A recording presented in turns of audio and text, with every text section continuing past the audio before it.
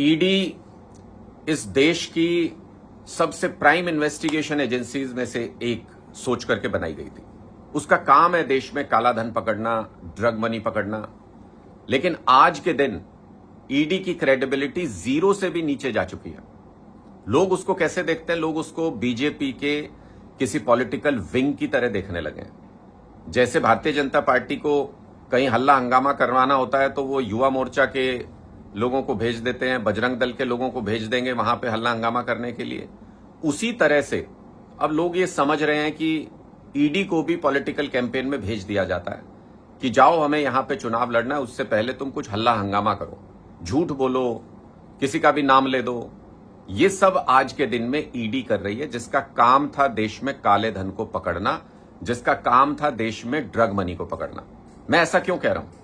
आप सबको पता है कि कल मोहाली में ईडी की रेड हुई, कुछ बिल्डर्स के ऊपर, कुछ रियल एस्टेट डेवलपर्स के ऊपर, और अपना काम करने की बजाय उसमें क्या काला धन मिला इनको नहीं मिला वो बताने की बजाय शाम को ईडी की प्रेस रिलीज आती है और बिना किसी सबूत के, बिना किसी लिंक के, इनमें से किसी कंपनी में कोई शेयर नहीं, इनमें से किसी कंपनी में कोई साझा नहीं, किसी के साथ कोई व्यापारिक संबंध नहीं, कुछ भी होने के बावजूद ईडी अपनी प्रेस रिलीज में लिख देती है कि इनमें से एक व्यक्ति के नजदीकी संबंध है आम आदमी पार्टी के पंजाब के अध्यक्ष के साथ, अमन अरोड़ा जी के साथ। किस बेसिस पे कहा भाई?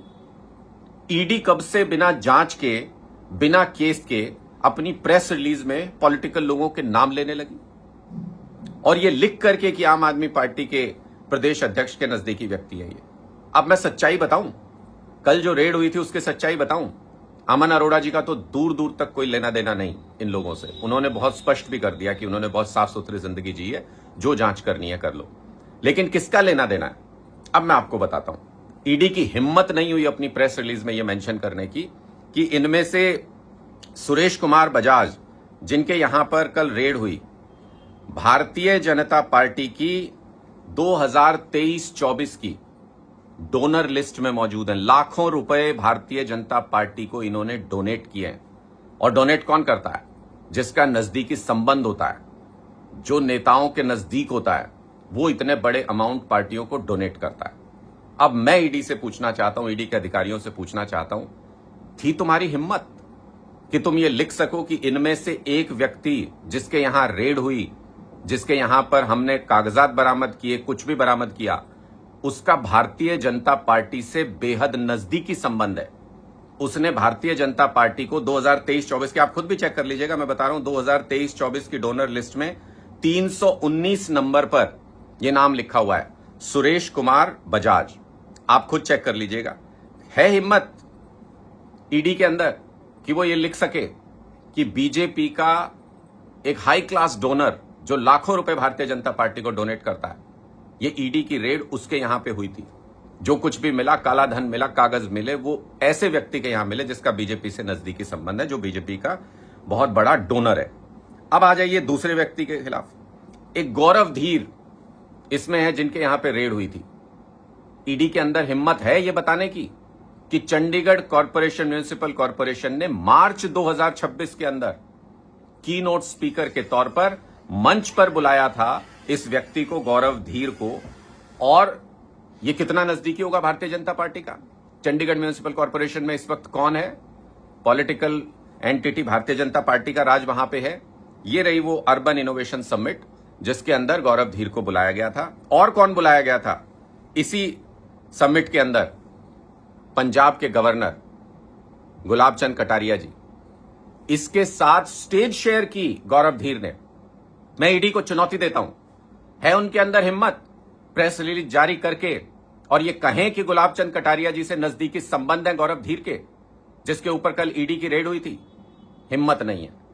क्यों? क्योंकि ईडी भारतीय जनता पार्टी की एक पॉलिटिकल विंग बन चुकी है। क्योंकि ईडी, बजरंग दल, बीजेपी युवा मोर्चा, इनमें कोई खास अंतर नहीं है।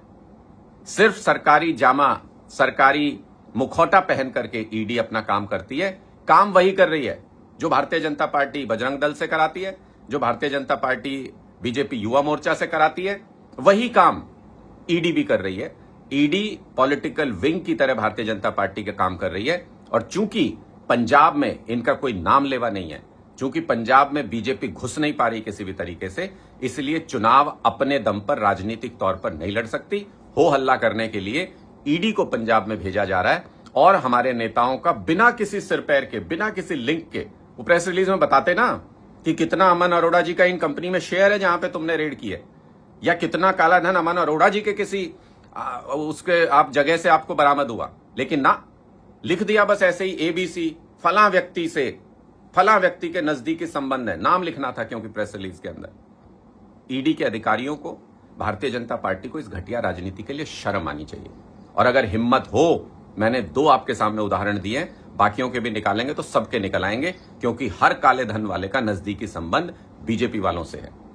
इसलिए अगर हिम्मत हो तो एक प्रेस रिलीज जारी करके ईडी ये बताए कि 2 लोग जिनके ऊपर कल रेड हुई, उनके गुलाब चंद कटारिया जी के साथ एक व्यक्ति गौरव धीर उसमें से स्टेज शेयर कर रहा था और दूसरा व्यक्ति सुरेश कुमार बजाज, वो डोनर है भारतीय जनता पार्टी का, लाखों रुपए डोनेट करता है भारतीय जनता पार्टी को। अगर हिम्मत है तो ईडी ये बात बताए।